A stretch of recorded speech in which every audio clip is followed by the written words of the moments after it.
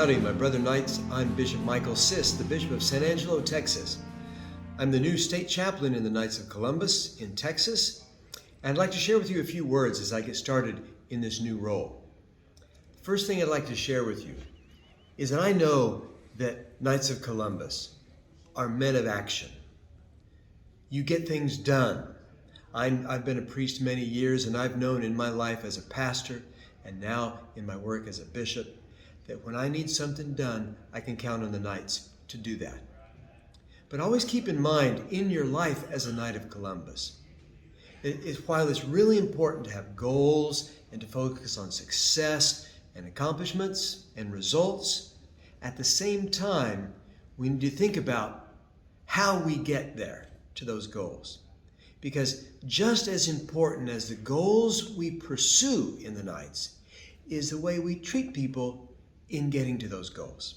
So you keep that in mind. The way we do what we do is just as important as those goals that we're pursuing. Next, let's talk about membership. Here in the state of Texas, we have a goal of 4,500 new members in the Knights of Columbus this year. And I hope that you will help invite your fellow Catholic men to become Knights. And as we're inviting new members, I would encourage you intentionally to seek out guys in their 20s and 30s, because they will become the future core of the Knights for generations to come. And when you bring in young adult men into the Knights, I'd like to share with you something that I've learned from my work with young adults. When a young adult man joins an organization, he wants something to do. He wants to be able to contribute actively to that organization. He doesn't join just so that he can sit back and let other people do things. So that means you, as brother Knights, in welcoming young men in, need to make room for them. Listen to them.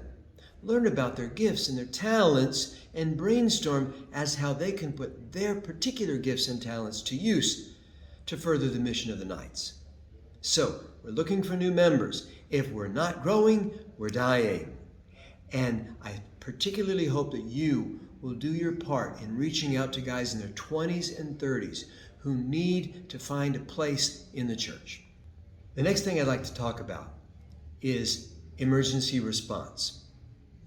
Here in the state of Texas, when disasters strike, whether it's a tornado or an explosion or a flood or whatever, there are lots of different organizations in the state of Texas who get to work and reach out immediately to help.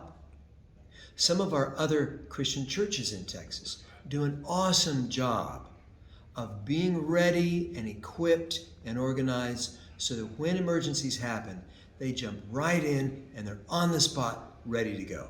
Well identified as these various emergency response teams.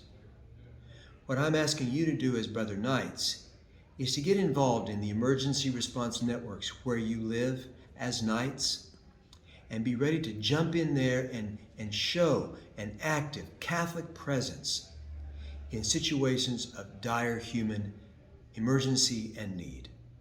That's a wonderful way for the Knights to be present and to put your skills to good work.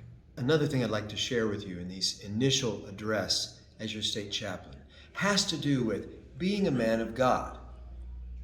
As a Knight of Columbus, you are visibly a man of the Catholic Church. When you're active around the church, people see you as a man of God, as a man who's committed to living out his Catholic faith actively.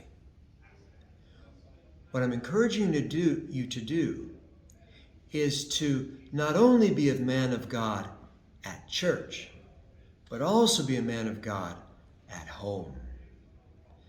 I want you to think about the way you treat your wife and your kids at home when you're not in the public eye. Are you treating them with love and respect and care? Let your call to be a Christian witness, a Catholic man witnessing the faith, affect not only your public life in the activities of the Knights of Columbus and in the activities of your parish, but most of all in your domestic church at home with your wife and kids. Finally, I'm hoping that you will be committed with me as Catholic men to become saints.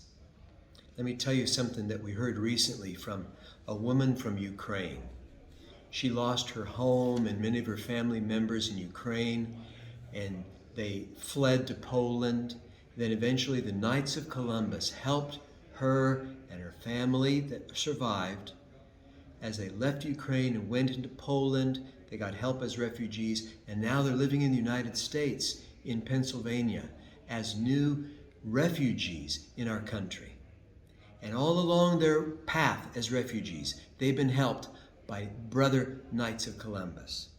And so when she reflects back on this experience of these past few months, of the horrors of this war and being a refugee and losing everything and coming to the United States, here's how she describes the Knights of Columbus.